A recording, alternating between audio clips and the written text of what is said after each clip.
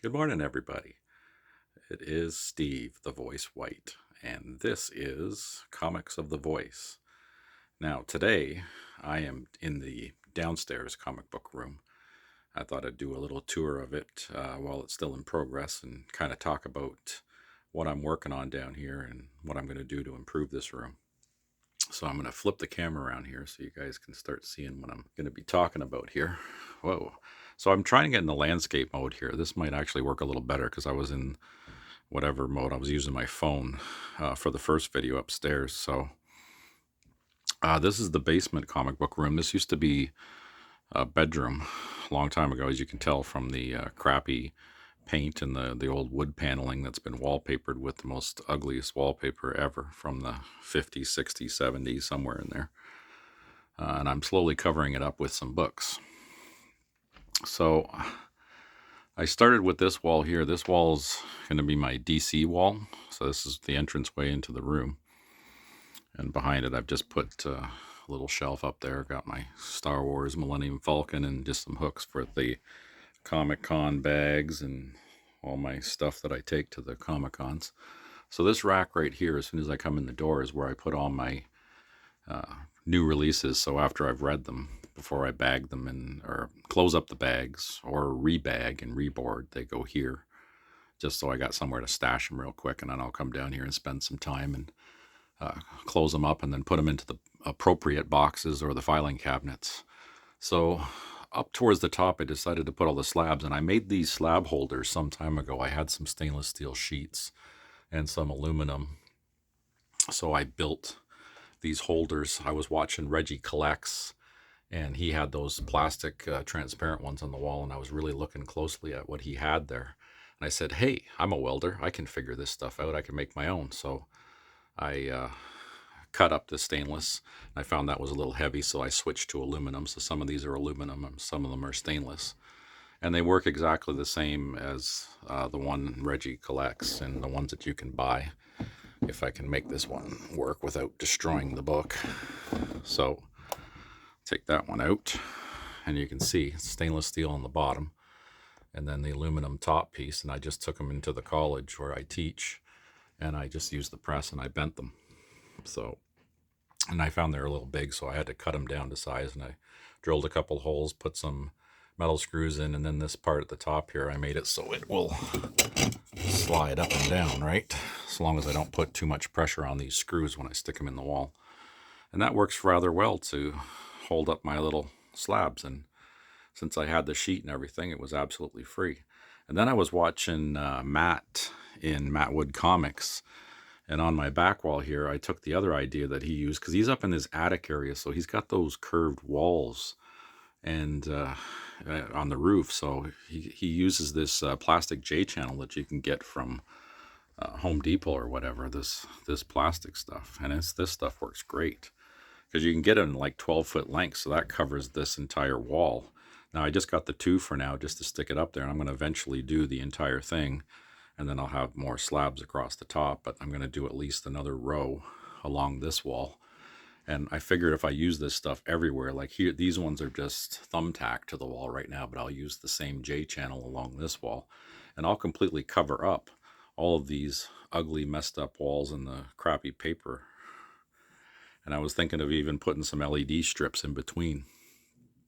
So that's kind of the setup for now. So I got my desk here with all my supplies and where I actually run some of the videos and the channels that I'm on. This is the Marvel wall. So this is going to be the independent wall because I've got a ton of independents. This one here is the Marvel wall for now. And then I've got a little cabinet here that I've put some of my short boxes on. This is the one that I really want to get another cabinet of. This steel filing cabinet that I've modified to fit exactly 20 short boxes. So this thing is perfect. And the cool thing is I put these little handles on here, and it's just basically a drawer that pulls out. So I can pull the whole drawer out, and voila. Now I can access 4 short boxes all at once. And you see I got everything in alphabetical order by publisher. So every time that I'm completing a run or something, I got to shift all the boxes, which is a huge pain in the butt. But that's my OCD. I like to keep everything in order. It's easier for me to find a book very quickly if I just put all of them in order. And then I've got the DC at the bottom, some Boom, some Dark Horse comics, and my indie stuff, and then my Image books. And then the filing cabinets. This one that I got the drawers all painted blue, I found the neighbor just throwing it out in the garbage, so I grabbed it, painted the drawers blue, put some little red knobs on it, and now it looks, somewhat cool. The red one I've had for ages. This is the one that I keep all my current books. So as my current runs, it's just easier to put them in here until I finish a run. Then they go into the short boxes and then go into the other cabinets where they'll never be seen again for some time. I got some BCW boxes, some of those cool Marvel ones with the Carnage, and I've got the King in Black down there at the bottom. And then, of course, my Mads, whole whack of Mads, and some of the other DC stuff that I got there, some shelves. And then up here in the corner, it was kind of a messed up space because I've got this cold air return vent here, being in the basement. So I decided to mount the television that my son left over right in the corner, so that works perfectly to kind of round off that space. And then above where this vent is, it's just a short little wall that was built, and they had these, I got these books from Image that are Echolands that are sideways, and I thought, perfect, that's a great place to display them. I just got to put some of that J channel up there so I can finish off and put the rest of them across there. I thought that was pretty cool. So it's the room's in progress. So I got a lot of work to do in here still. The ceiling tiles were just glued up, so they've been just falling over the years. So I got to figure out a more permanent solution for that. Either rip them all down and put up brand new ones, or I have extras. So I was just thinking of just putting them ones up and just firing some staples into them. But we'll see what's going to happen, because this room, I might end up gutting everything out of here and then just redoing the room all at once. That way it'll just be complete. So that is my basement comic book room. And you can see with all the weight of this, it makes much more sense to have this on concrete, because I had all of this in my upstairs comic book room at one point, and that is a ton of weight on a wooden floor, and it gets a little scary after a while, because I know it can handle a lot of weight on these floors, but how much, I don't know. So that is the basement comic book room. So as you see, there's a lot of work to do, more books to put up. So thanks for tuning in.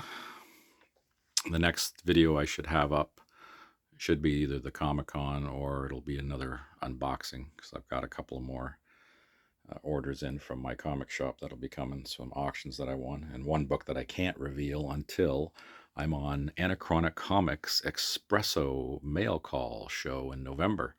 That one I got to keep top secret because it's a cool book and it's going to drive Joe crazy.